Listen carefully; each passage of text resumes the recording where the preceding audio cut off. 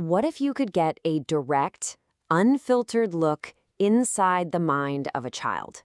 I mean, not just their surface-level thoughts, but their deepest, most unspoken fears and fantasies. Well, today, that's exactly what we're going to do. We're opening a rare window into just that. We are diving into Melanie Klein's legendary case study of a boy known only as Richard. Now, this account is so special because, as her colleague Elliot Jacques put it, it's the one piece of her work that truly shows us Melanie Klein in action. We get to see her method unfold right before our eyes. So, let's set the stage. You've got two central figures here. On one hand, there's our patient, Richard. He's a brilliant but deeply anxious and withdrawn 10-year-old boy, and the year is 1941. And on the other hand, you have the pioneer herself, Melanie Klein, a psychoanalyst who was forging a completely new, kind of revolutionary way to understand the inner lives of kids. And this really gets to the core of the problem she was tackling. How do you actually explore a mind that doesn't have the words to tell you about its deepest fears? How do you give a voice to something that feels totally unspeakable? Now, to really get Richard, you first have to picture his world. It's 1941. The world is at war, and he's this incredibly intelligent kid, reading 3 newspapers a day, completely absorbed by what's happening on the war front. But all that chaos out there in the world, it was intimately connected to the turmoil happening inside of him. And this is where Klein's approach is just so fascinating. Richard would talk about these massive cosmic anxieties, like he was terrified of a collision between the sun and the earth. But Klein saw something deeper. She interpreted that fear as a powerful symbol for something intensely personal, a terrifying belief that his own internal aggression, which he actually equated with Hitler, would end up destroying his entire world, which for him was symbolized by his mother. So how on earth did Klein get access to this hidden symbolic world? Well, her main tool was the playroom. But you've got to understand, this wasn't just a place for fun and games. For Klein, the playroom was a scientific laboratory. It was a space designed for observing the unconscious mind as it came out to play. Now, you'd think he would just jump right in, but no. At first, Richard was completely resistant. He insisted he was way too old for toys, that he just wanted to talk and think. But Klein saw this coming. She knew that as his more profound anxieties started to surface, words alone just wouldn't cut it. He would eventually need to play, to physically act out the feelings he couldn't possibly put into words. And this brings us right to the heart of her incredible technique. The absolute key was understanding that his play wasn't just random. For Klein, every toy, every drawing, every little game, it all formed this rich, complex, symbolic language.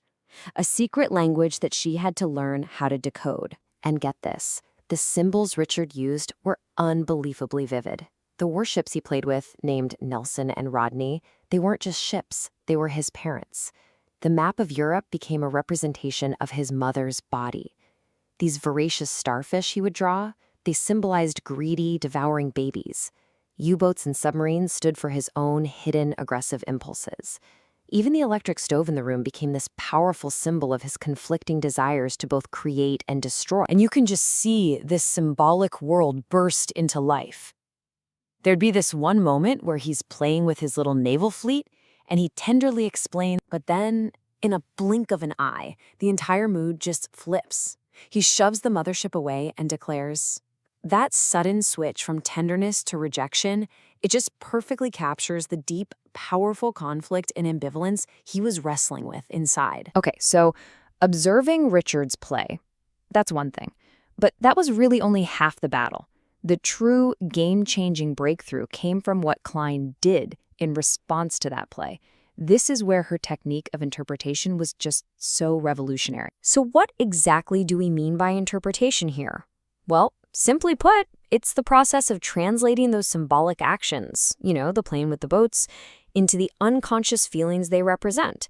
And then, and this is the absolutely crucial part, voicing that translation back to the person, helping them make a connection to their own hidden inner world. So you can really see her method as this constant dynamic cycle. First, she'd observe the symbolic play. Then, she would select what seemed to be the most urgent, most emotionally loaded part of it. Step 3, she'd translate that symbol into a feeling or a fantasy.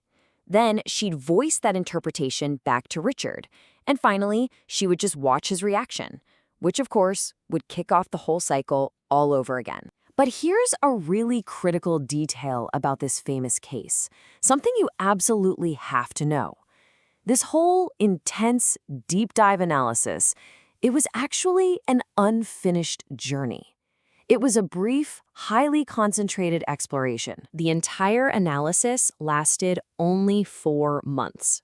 And this wasn't some kind of failure or an accident. No, that was the plan from the very beginning. Klein, Richard, his family, everyone knew that their time together was strictly limited.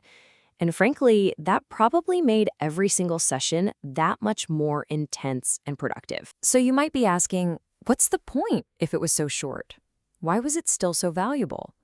Well, Klein herself gives us the answer.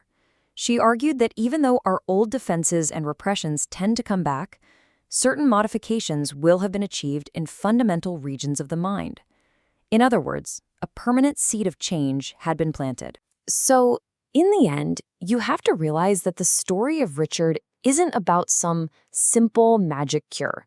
It's not that kind of story. Its real lasting legacy is that it's a monument to Klein's incredibly creative method, and it provides this unprecedentedly detailed map of a child's inner world. And that really leaves us with a final, pretty deep thought, doesn't it? Klein dedicated herself to mapping Richard's inner world. It makes you wonder, what undiscovered continents, what vast unknown territories lie waiting within our own?